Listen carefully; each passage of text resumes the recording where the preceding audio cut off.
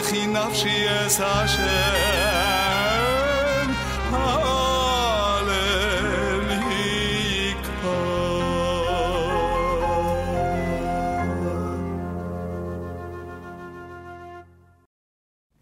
We're about to study page 92 in Tractate Shabbat. We continue with Melechet Hotza'ah, the melacha of caring from one domain to another. And we go straight to our daf, to our page 92. We stop at Vechen Amar Rava, which is 8 lines from the top of the page of the regular GEMARA. וכן אמר רבא לא שנו אלא בקופה מלאה קישואין ודלויים אבל מלאה חרדל חייב. Here is elaboration of הלכות הוצאה, of caring from one to another. So again, this page is going to deal with הלכות הוצאה, meaning caring from one domain to another, go to the specifications such as caring by different part of the body, such as on the shoulder or in the, like the old Middle Eastern way, which is carrying at the top of the head, sometimes carrying toward the person's mouth. Soon you see example, story of special city of Hutzal that they used to carry in a certain way. So in other words, they bring a different variation of carrying on Shabbat and clarifying in the page when is liable and when is not. So now we go to the page itself. וכן אמר רבא לא שנו, they only taught in the Mishnah that one is exempt with regard to carry out a basket full of cucumbers and grounds. Gourds. What is called? Gourds. Like okay. Squash is a kind of gourd. Gourds. Yeah. This in Hebrew called dla'at. Glad. Aval mele'ah chardal, but if it's carried full of moisture seeds, so then chayav, he is liable. So let's talk a little bit about it. Here is the machloket between Chizkiah and Rabbi Yochanan that we discussed in the previous page. And this Mishnah speaks the only time that he is exempt if he put this basket, this kupa, on this threshold when is most of the fruits are outside and very little left inside. So what happened? Because it's just little left inside, you do not have a full fruit that it's outside. All of that, it's basically go by the other side. So what's the point? As long as he didn't take the entire kupa, the entire basket to the public domain, so here is a big question. Why? They said the only obligation, only liability is if it's a full carrying. But if it's, for example, field of mustard seeds, so if he doesn't carry the entire kupa, the entire basket, it's not considering an hotzah. Alma kasavar. You say from here that Rava hold, eged kli lo shmei eged. Now you see that Rava hold that fusion is of several objects is a single vessel. In a single vessel is considered a fusion, which means that basically here we compare it to what Chizkiah hold versus Rabbi Yochanan. Abaye Amar afilu mele'ah chardal patur. Abaye now assumed the opinion of Rava, and Rava assumed the opinion of Abaye. So the whole point here, he hold that if you have the attachment of the entire vessel, that considering a chibur, that was considering a connected, but because big part of that vessel is outside in a private domain. or vice versa, or big part of that is in the public domain. So the point is, Rabbi Yochanan hold that he is exempt, or here the Abaye said, it's because it's filled of mustard seeds, and because it's a mustard seed, he said, Alma kasavar, it means that he hold eged kli shmei eged, which means he hold that a fusion of a vessel is considering as a eged, as a fusion. So what it means that he doesn't hold by having some outside and some inside to have an issue, or even it's filled of mustard seeds. Kam Abaye b'shitatei de Rava. So now Abaye stand eventually by the way the Rava said, Kam Rava b'shitatei de Abaye. And finally Rava go by the way of Abaye. And now Abaye hold the same as Chizkiah, that eged kli, the fusion of a vessel, it's not considering a fusion, an eged. Rava sover, here Rava hold the same as Rabbi Yochanan, that fusion, it's considering with the vessel is considering fusion. You know, the thing is, you have here a very small but important Tosfot. Tosfot said here, Verami de Abaya de Abaye. Now it's a contradiction, excuse me, is raised between the statement of Abaye and another statement of Abaye. So Tosfot said here, after Abaye and Rava retrieve what they said, he said that now we enter domain that Verami the Rava, now you have a contradiction raised between one statement of Rava to another statement of Rava. And now they elaborate on that. The Itma that we learn, Hamotzi perot lirshut harabim. If one carries a fruit to the public domain, Abaye amar bayad chayav. Abaye said if he carries it in his own hand, even though his body remain in a private domain, but since his fusion is not considering a fusion, which means if he carry bikli, if he carry them in a vessel, and some of the basket, some of the vessel is still in a private domain, patur, he is exempt. Why? Because we just said that eged kli shmei eged, the fusion of the vessel is considering a vessel. Rava hold the opposite. Bayad patur, if he carries in his own hand, he is exempt. Bikli chayav, if he take a basket, is chayav. So now you see the opposite. So GEMARA said in conclusion, Eipuch. These are contrary to the opinion stated above. So GEMARA answered and said, reverse the opinions. And said that Rava was the one who said, if one is carried out in his hand, he's liable, and Rava the opposite. So the GEMARA asked, Bayad chayav? You're going to tell me that if he carries fruits to a public domain, and all his body remain inside, he is liable? Ve'atnan. You remember we studied at the very beginning of this chapter, Pashat ba'al habayit et yado lachutz v'natan la'ani mitocha. If the owner stretches his hand to outside, and the indigent person outside take it from him. So what we said, that as long as it's not melacha shlema, as long as it's full akira l'anacha, you don't hold liability. Or shnatan le'ani letocha ve'echnis, or the opposite, that the indigent, the poor person from outside put it in the hand of the Baal Habayit, so they say shneim pturim.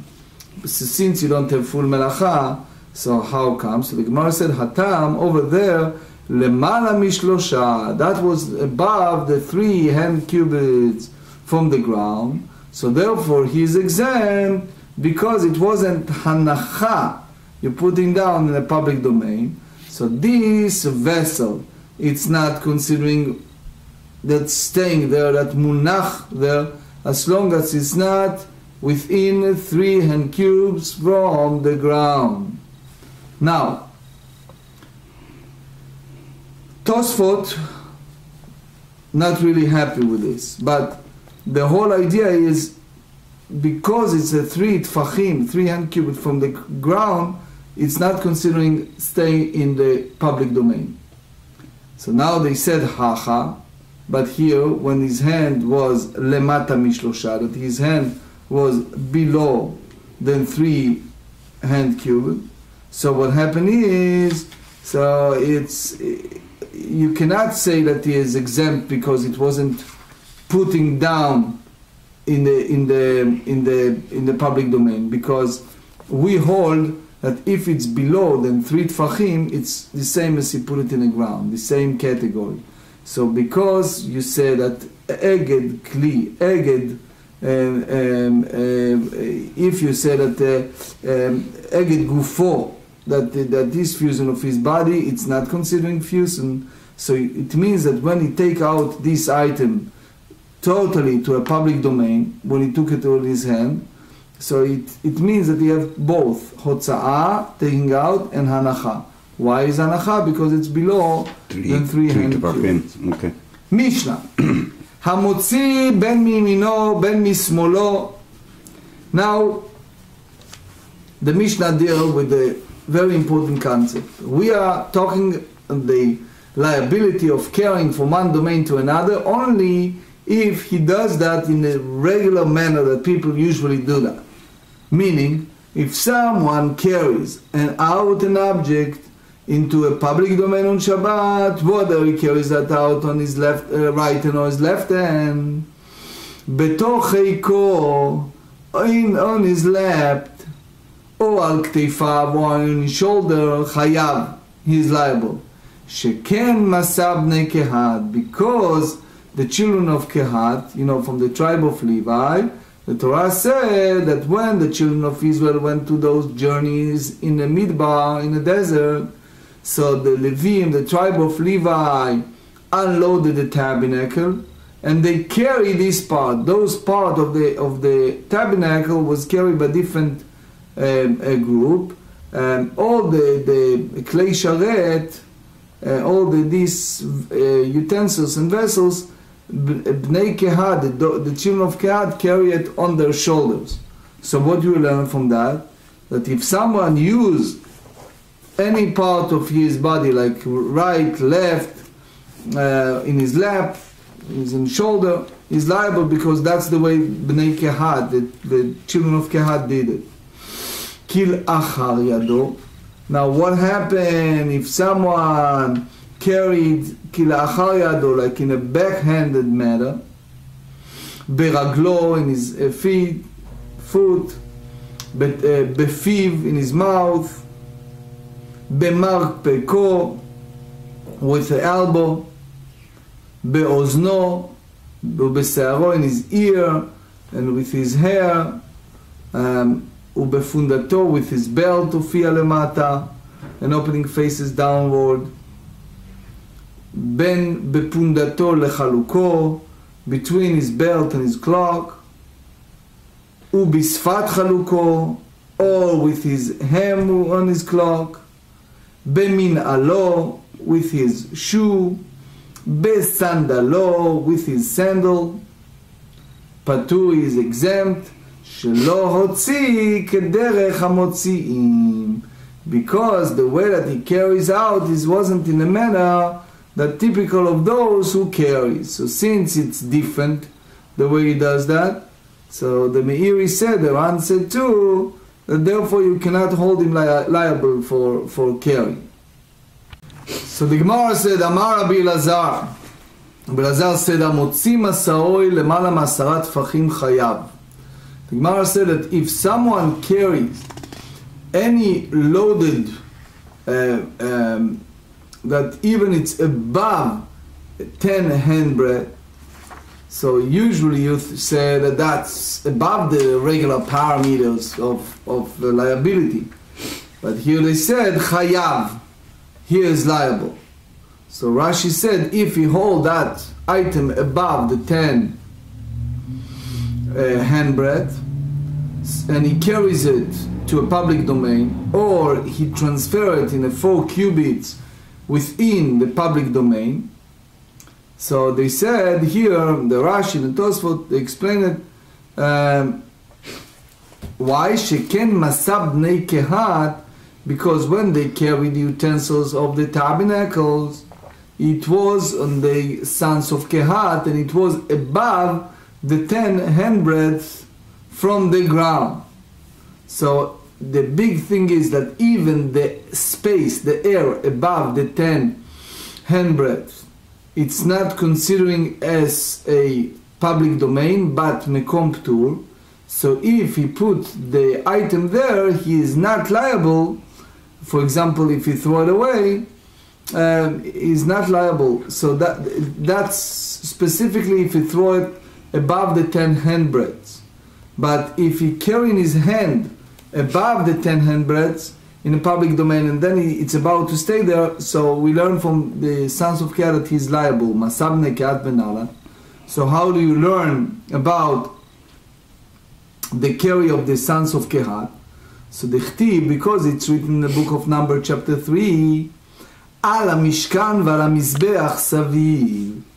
They say that it's around the tabernacle and the altar and its cords for all of its service. Makish Mizbeach LaMishkan.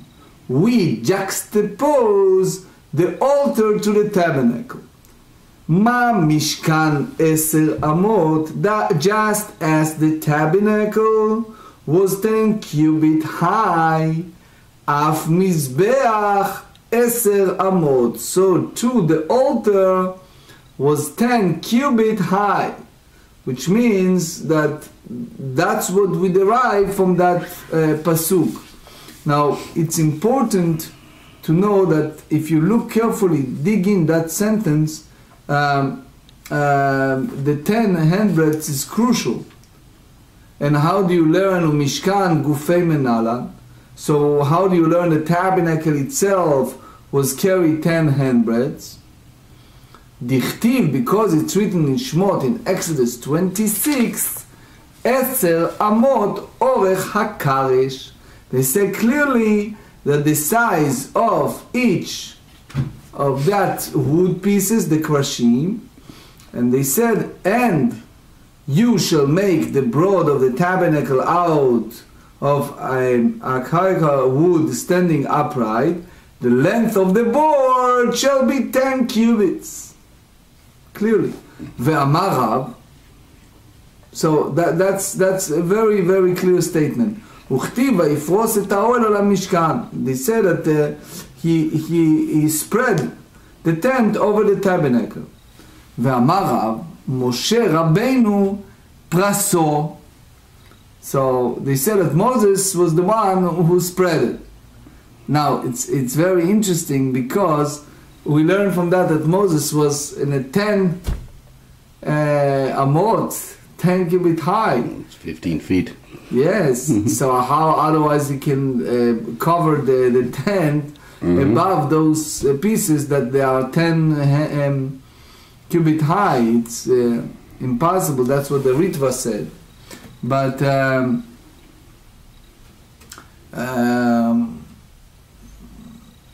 most of the Meforshim, the Ran, the Meiri, most of them said that it has to be in his size. There's a story in the Midrash that said that how he killed the Og, the king of Bashan, that he was tall and he was jumping, but anyway, the point is that he was a very tall person. Ugmirei the whole tuna the midlay, and we know that each and every time, gmira meaning that's what we heard, that's what we usually heard. So gmira the whole tuna the midlay, that we learn to the tradition that every burden that is carried with poles, bemotot tilta milael, 1/3 of the burden is above the porter's high, utreit litei miltachat, and a 2/3 below the height. Ishtekach dehava midlei tuva. It is found that then that the altar was very high. So you see that if you have this size of the pole, and you see that it's the bottom is at least 1/3 of the 10 cubits. So if you take together it's 20 handbreadths, it's above the ground. That's what the Meiri said, his explanation. Now, vi tema, and you can go different direction. We said me'aron. We learned this from the ark. How? The Amar Aron Tish'a, the master said that the ark itself was 9 handbreadth. Vekaporet tefach, and the ark cover was 1 handbreadth. Harei kan asara, so if you put together the total is a 10. Ugmirei, and we learn the whole tuna the midlay bemotot, that every burden that was carried with poles, tilta mileel utrei tilta milera, ishtag delemala masarat havekai. So you have the 1/3 of the burden is above, the pole was high, and 2/3 are below. So they found that you take 2/10 of handbreadths above the ground. So now we ask, Ligma mi Moshe. Maybe we should learn from Moshe Rabbeinu. Why? That the Leviim, the Levites that carried the tabernacle, was 10, the size of the 10 amot. So it means that they carry above the 10 handbreadths. So they said Dilma Moshe Shani. So maybe, perhaps Moshe was different from all the other Levites and taller than they were. How? So he said, Damar Mar, En Ashchina Shora El Al Chacham, Gibor Ve'ashir U'Bal Koma. There is a saying, it's GEMARA in Adorim 38, that the divine providence is rests upon a person who is wise, mighty, wealthy, tall, strong, etc., tall. So all the rest of the Levites were not like that. But here, in order for Moshe Rabbeinu to reach a level of shlemut, to reach a level of that's he needs to have it. So that's what the Rambam said in Hilchot Torah, that for one prophet like that, he needs to have all this ma'alot, all this trait. So now the Gemara asks, "Ve'anshei hutzal ruba de alma." So you're going to tell me that they have a city, it's called Hutzal. It's a city in Babylon. So Hutzal was a large village in Babylon with an extremely ancient Jewish settlement. So, and Hutzal basically adjusted to Naharda, Rabbi Gaon said. So we cannot compare them to the whole world. And so in other words, originally we said I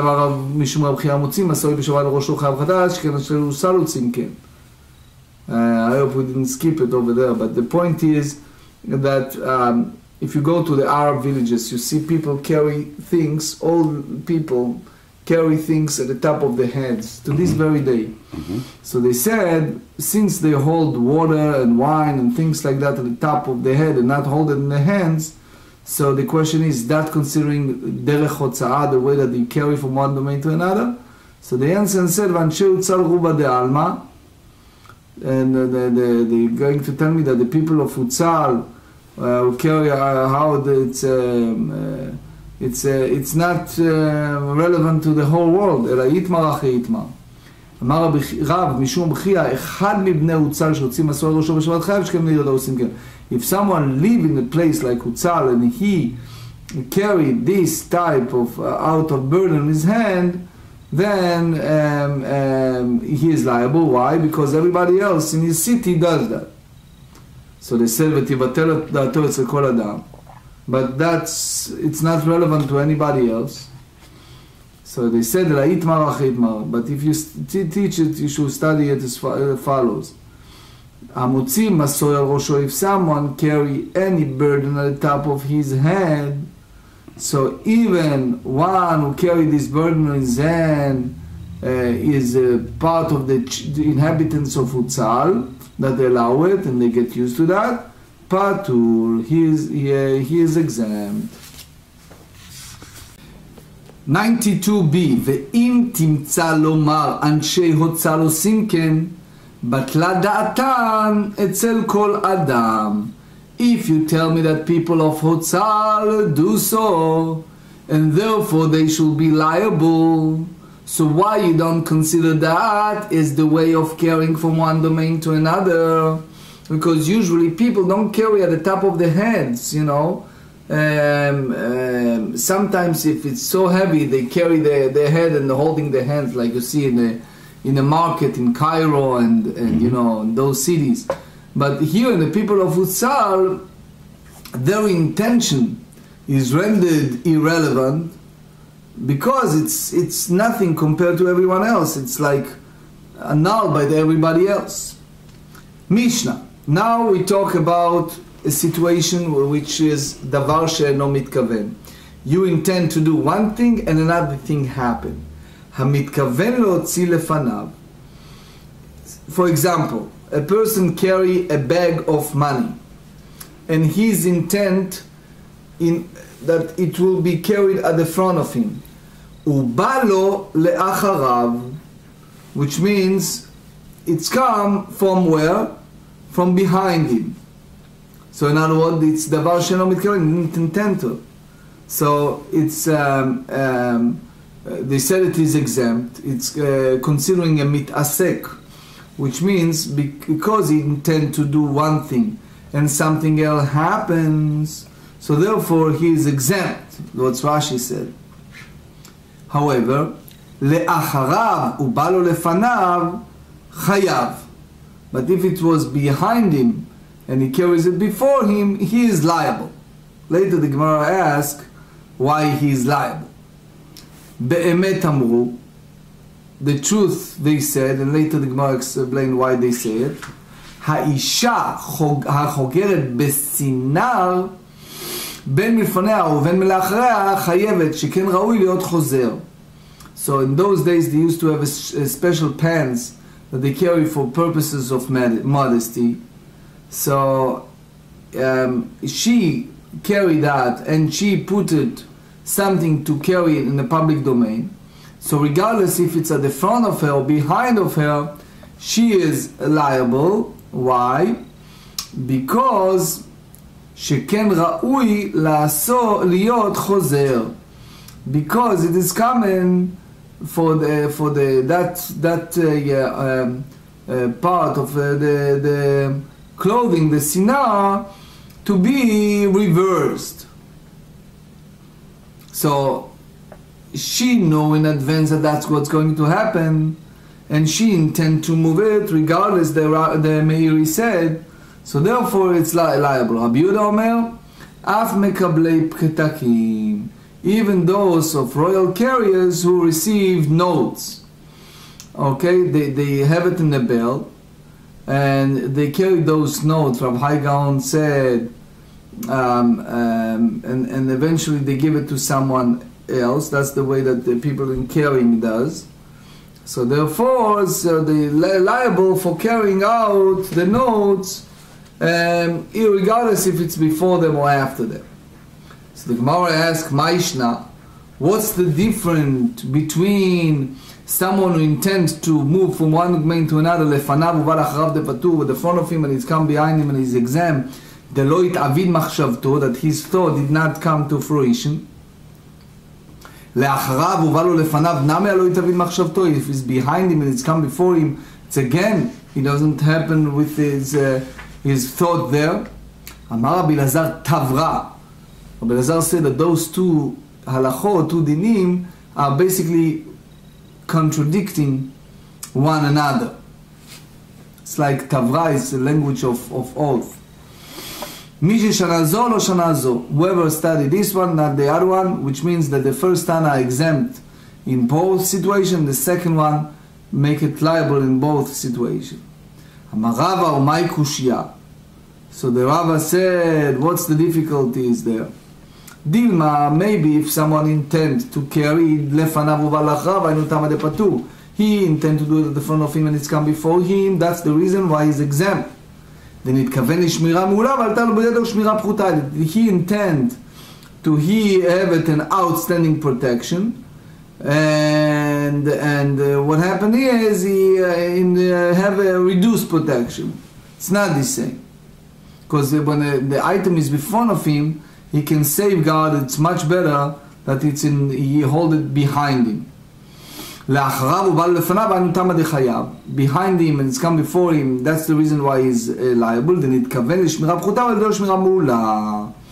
Because he intended to have a reduced protection. And ultimately managed to provide an object, an outstanding protection. So because it's nichalei, but it's much convenience for him, so therefore he fulfilled his thought. So after Rava rejected the question we asked earlier, he now explained what's the contradiction between the two statement of Rabbi Lazar. Ela mai kushia, and what's the difficulty here? Diuka de matnita kashya. It's applied to the way that we said it in the Mishnah as follows. המתכוון להוציא לפניו ובא לאחריו פטור. If one intend to carry it in front of him and it's come behind him, he's exempt. לאחריו ובא לאחריו חייב. But if it's behind him and it's coming after him, behind him, he is liable. Even is not a outstanding protection, is like secondary protection. But because that's what he intended originally and his thought come to fruition, so he is liable. Ema Seifa, now the second portion, לאחריו ובא לפניו ודחייב. If it's behind him and it's come before him, that's make him obligated, liable. לאחריו ובא לאחריו פטור. However, if it's come behind him and he came and carry behind him, he's exempt. Why? Because he didn't carry in a way that it's the outstanding protection. So it means that he carried not in the way that people usually carried, and he's exempt. Amar Rabbi Lazar Tavra. So Rabbi Lazar said this Mishnah is disjointed. Whoever taught this halacha did not teach the other halacha. So now it's basically a question. So the Gemara said, Maravashi mai kushia. Dilma lo mi ba'aya kama. Maybe perhaps this Mishnah is standing in halacha that it's not necessary, that's what he meant. Which means, you don't say about behind him because he fulfills his original thought. Even behind him, it's come before him, we need. Because he didn't fulfill his thought, you should not hold liability. It's come to teach us that he intend to have a reduced protection. It's come the best protection, so he's still liable. So it means Ravashi is not accepted the answer of Rabbi Lazar, but according to his opinion, both the name of the Mishnah are taught by one Tana, that hold that if he tend to do it behind him and it's come behind him, so then he is liable. לאחריו ובא לאחריו תנאי דתניא, when he intend to carry out the object behind him and he came to carry him behind him, so they said it's a dispute between the Tanaim. The Tanya, we learn in the Braita, המוציא מעות בפונדתו. If someone carry out coins in his money belt, ufiya lemala, and the opening it's in the upward, chayav, he's liable. Why? Because usually that's the spot that the coin will be more a safeguard. Pia lemata, but however, if the opening is down, Rabbi Yehuda said that he is liable because usually people will not be able to save it properly. And also Rabbi Yehuda hold that if it's not such a big change from the regular way, that we hold it the same as it's not the way people carry it, and you'll be exempt. But the sages exempt a person. Rabbi Yehuda said to the sages, you not agree that even is not the best outstanding safeguard, but people usually don't carry in that way. So the sages said, because the way that you presented, you said that behind his hand or his leg, that he is exempt, because that's the way usually people don't do that. So therefore you should exempt a person who carry when the opening is down. So if you take his money belt and it's down there, it's not derech hotzah, it's not the way people usually carry. אמר רבי יהודה, אני אמרתי דבר אחד והם אמרו דבר אחד. אני לא מצאתי תשובה לדבריהם והם לא מצאו תשובה לדבריי. רבי יהודה said, I said one thing and the rabbi support of my opinion, and they said one thing to me. I did not find response to their statement, and they did not find response to my statement. When you said that you not agree, it's inferred that the sages deem one exempt from his case. So it means that the sages exempt the person. Maybe you should learn from the fact that Rabbi Yehuda make a person liable, that nobody is carrying such a way behind him, his hand and legs. Whether what we said behind him, an object came that he carried out behind him, everyone agrees that he is liable. Now, the only thing is, here you enter the question, לאחר ידו ורגלו, דברי הכל פטור. If someone carried behind his leg as hand, so everyone agreed that he is exempt. כי פליגה, the big מחלוקת between Rabbi Yehuda and the sages, it's only בפונדתו ופיה למטה. It's only if this belt, it's that the face is down. Mar, which is Rabbi Yehuda medam elai, he is compared to someone intent to carry לאחריו ובא לאחריו, behind him and is come behind him. That even is a secondary way of protection, but it's still considering a protection. Mar medam elai, the sages said לאחר ידו ורגלו. So they said that in the case one who's carry out an object in backhanded manner or with his foot, he is exempt. So Rashi explained that Chachamim for sure hold that you cannot compare it to someone who carry that with his belt of money. Here you have to say that the only way is that because otherwise people, maybe created a situation that those coins will fall out by themselves. So usually people don't carry them.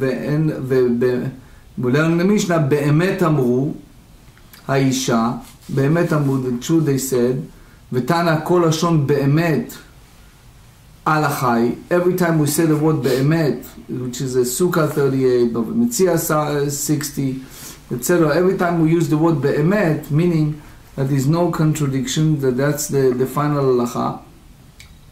So he said, again, they leave it open. Shanu b'mishnatenu, Rabbi Yehuda meraf mekabli pitkin. Rabbi Yehuda said even those who receive notes, royal couriers who transmit messages, place a note in the belt, and are not particular about which side the note is on. That's Rabbi Gaon. So they said, Tana sheken leblarei malchut osim ken. So he said, wait. Oh, I skip a few lines. Just a second. No, I'm sorry, I'm fine. Sheken leblarei malchut osim ken. That people who walk in the royal scribe does that, which means they place their notes on the side of their belt. Because sometimes the scribe is running fast to bring his writing, and so he couldn't make it, so he gave it to someone else, and someone else carried it for someone else, etc., etc. What his name? John told me about a movie. he saw in Manhattan, New York, why someone who's riding a bicycle and need to transfer an urgent something, and he get in trouble because he couldn't make it on time, so he transferred to another one, try to do it faster while they're driving, in Manhattan, New York with bicycle, carrying, a carrier that has a company that does with bicycles, because sometimes it's better than using motorcycles. It's quicker than cars and motorcycles. Anyway, so he transferred to someone else. Mishna, hamotzi kikar lershut harabim. If one who carries a large mass out to a public domain, so it can be either bread, loaf of bread, according to Rashi. So he is liable. Hotzi'u shnayim, but if there are two together, pturim, they're exempt. So we learn in regards to the sin offering in Leviticus Vayikra chapter 4, ba'asota, that only if individual made it, so he is liable for sin offering. But Rashi said not when two people does that together. Lo yachol echad lotzio, votziu shnayim chavim. But if one cannot carry it, so you need another one for help. So then two people did it, so they are liable. And the GEMARA explain why. Rabbi Shimon poter, Rabbi Shimon exempt, and again the GEMARA explain later in 93 why. Amar Rav Yehuda amar Rav v'amre la amar Abaye v'amre la matin Tana, ze yachol v'ze yachol, which means the two people that carry any item on Shabbat, when each of them can do it independently, Rabbi Meir mechayev, Rabbi Yehuda, Rabbi Shimon potrim. Rabbi Meir make him liable, Rabbi Yehuda, Rabbi Shimon exempt. Ze no yachol v'ze no yachol, if neither one of them can carry it by himself independently, Rabbi Yehuda, Rabbi Meir mechavim, Rabbi Shimon poter. Rabbi Yehuda, Rabbi Meir make him liable, and Rabbi Shimon exempt him. So for sure, Rashi here allowed to say, anyway, if someone carry a bread on Shabbat to a public domain, chayav, he's liable. If these two people carry, Rabbi Meir said that he's liable. Rabbi Yehuda hold, if one of them cannot carry by himself, so and therefore two people does it, so they are liable. If each of them potentially can take it outside independently by himself, pturim, so they are now exempt. So lezechol v'zechol is a common thing in the GEMARA. Rabbi Shimon poter, Rabbi Shimon exempt him. So now bring the sources for all of that. How do we learn this halachot? Tetanu Rabbanan. We learn in regards to sin offering, the background, the foundation. They said, ba'asota, by performing it, which means the Torah said, if one person among the common people sins unwittingly by performing it, any of God's commandment not to be done and be guilty, so by using the word by performing it, la'asota, ba'asota, what does that mean? So they said, ba'asota, Tosfot explained it in the very beginning, page 3. He said, ha'oseh et kula, if someone committed a sin totally, fully, v'lo ha'oseh et miktzata, but one who's not perform part of it. Keitzad, how come? How that is possible? So they said, shnayim shayu chozim b'malgez v'lo gzim, if two people were holding a pitchfork and gathering the stalk and holding the shuttle and waving the thread of the wrap, so they said, שניים שאוכלים מזלג ולוגזים בכיכר ושובתים בכרמוס וכותבים בו בקנה בוצעו של רבים יכול יהיו חייבים. So what happening is that these two people were holding a pitchfork and gathering the stalk and holding the shell and weaving the thread of the wrap, or holding a quill and writing, or holding a reed and carrying it out to a public domain. So they said, Yachol yu chayavim. It may be said that they are liable. Talmud Lomar, we should learn from the verse, ba'asota, by performing it. Meaning that ha'osed kula, that one who's liable, one who performs sin for its eternity is liable. V'lo ha'osed miktzata, but not the one who perform only part of it. general point, just to review what we study and make sure that we understand, I just share with you 6 points, clear and simple. Number 1, if someone carried in his left hand, or he bring it in his elbow, so he is liable for 2. Why? Because we learn from the sons of Kehat, that's the way they do it. Number 2, if someone carrying his mouth is liable, so they said yes, sometimes if you carry food while it's still toch kedei achila, while he's eating, then he's liable. Now, what about the place of Hutzal, the city of Hutzal? So the conclusion is that they are liable or not. So the answer is they're exempt, because their view, their opinion is nothing, is annulled by the opinion of everyone else. Now, if someone intend to do at the front of him and it's come on his back, so the answer is he is exempt. Why? Because it's called he lo mitkaven, that he doesn't intend to do and what happened is he has only half of the job, half of melacha, but not full. 2 people would do it together. What's the din and why? The answer is, if 2 people do that together, they are exempt. Why? Because the Torah said the word la'asota by performing it. So they said kula velo mikseta, only the full way of doing it, but not partially. 2 people that does something that one person cannot do it independently.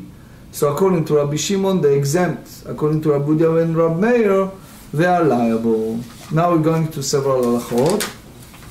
Rambam Hilchot Shabbat chapter 13, Amotzi bayad, one who carries in his hand. So the Rambam said Magid Mishna too. He says one who carries a fruit from one domain to another on Shabbat is liable to carry it in his hand. However, if he carries it in a vessel, he is exempt. If one carries an object in his hand from one domain to another on Shabbat, the object is considered attached to the ground. It's like lavud, and placed on the ground if his hands is within 3 handbreadths of the ground. So they said that he is liable. Now, the whole subject of carrying out object in a typical manner. So that's again Rambam chapter 12 in Hilchot Shabbat.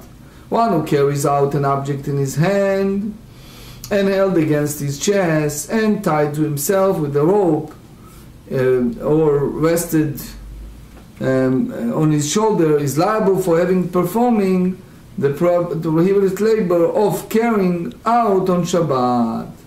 So now, if one carries out an object that which with the back of his hand, or with his foot, or his mouth, or his elbow, or in the purse, whose opening is facing down and not liable for having performing the prohibited labor of carrying out on Shabbat.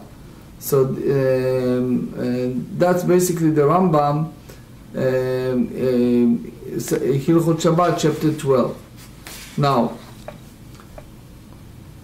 Hamotzim b'Shabbat masar el rasho. If one carries a burden on his head, is exempt as long as it's not the typical manner of carrying object. Not if you are in those small Arab Middle Eastern villages.